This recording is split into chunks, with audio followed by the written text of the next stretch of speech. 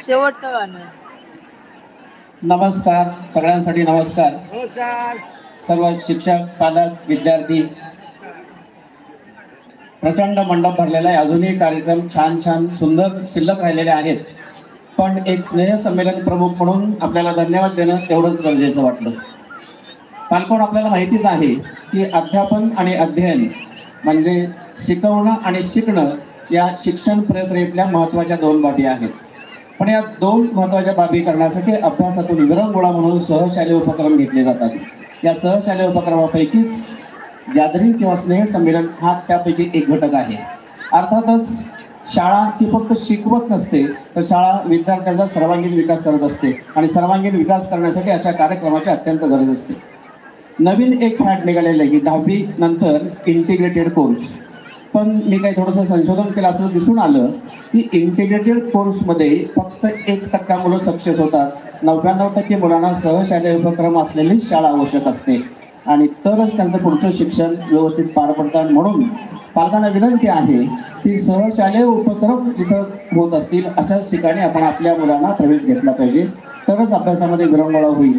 आणि अध्ययन अध्यापन मगाशी सांगितलेल्या ज्या दोन घटक आहेत ते घटक जर व्यवस्थित पार पडायचे असतील तर असे कार्यक्रम होणं अत्यंत गरज आहे. परवाच आमचे प्राचार्य माळी सरांनी सांगितलं की विद्यार्थ्यांचा सर्वांगीण विकास होण्यासाठी, त्यांच्यामधील सुप्त गुणांना वाव देण्यासाठी असे कार्यक्रम ठेवणं गरजेचं आहे. मी शिक्षकांना धन्यवाद देईन की या 3 आठवड्यामध्ये पूर्वपरीक्षा आणि दुसरी घटक चाचणी संपली 13 तारखेला, 14 तारखेला रविवार, 15 तारखेला फक्त तयारी आणि 16, 17, 18 स्पोर्ट्स झाले. स्पोर्ट्स नंतर पुन्हा एकच दिवस मिळाला. महाराष्ट्र राज्य मराठी साहित्य संघाचं कृतीसत्र या ठिकाणी आयोजित केले, त्याच्यामध्येही वेळ गेला आणि त्यानंतर फक्त एकाच दिवसामध्ये आमच्या सर्व शिक्षकांनी अत्यंत सुंदर अशा कार्यक्रमाचे नियोजन केलं आणि 5वी ते 12वीचे अधिक इंग्रजी माध्यम कार्यक्रम खूप छान झालेले आहेत. यापेक्षा मला वाटतं दुसरं त्यांना धन्यवाद कुठले देण्याची आवश्यकता असेल असं नाही.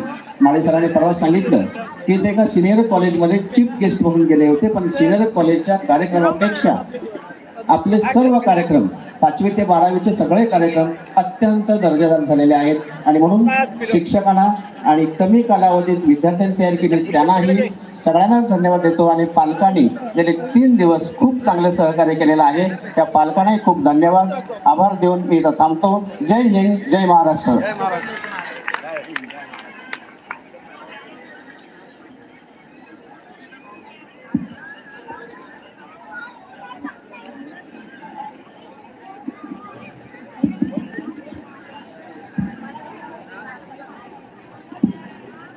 महाराष्ट्र म्हटलं की ढोलकीची थाप, घुंगराचा बोल आणि ढोलकीच्या तालावर थिरकणारी पावलं यातूनच सादर होणारा उत्स्फूर्त कलाविष्कार म्हणजे आपली लावणी.